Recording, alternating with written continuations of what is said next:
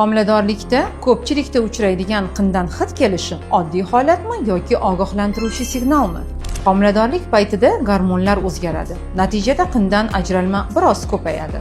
Agar u shaffof, sutrang va hidsiz bo'lsa, bu tabiiy holat. Bola va ona uchun xavfli emas. Ammo agar ajralma baliqqa o'xshash yoqimsiz hidli bo'lsa, sariq, yashil yoki kulrang tusli bo'lsa, ko'p miqdorda chiqayotgan bo'lsa yoki qichishish, achishish, og'riq bilan bo'lsa, bu infeksiya belgisi bo'lishi mumkin. Bunday o'zgarishlar kuzatilganda o'zboshimchalik yaramaydi. Albatta, shifokor nazoratida bo'lish zarurdir.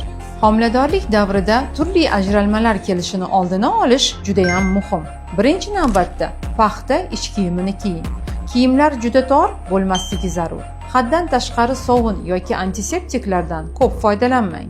Toza, lekin tabiiy muvozanatni saqlovchi parvarish kifoyadir. Shuni unutmang, har qanday yoqimsiz hid bu tanangizning sizga e'tibor ber degan signalidir aslida. Agar sizda jigarrang, pushtirang yoki qon aralashgan ajralmalar kelsa, darhol shifokorga murojaat qilish lozim bo'ladi. Ko'p miqdorda suvli ajralmalar kelishi esa amnion suyuqligini ketayotganligidan dalolat berishi mumkin. Bunday holatlarda aslo kutib o'tirishga o'rin yo'q. Darhol shifokor nazoratiga borishingiz shart.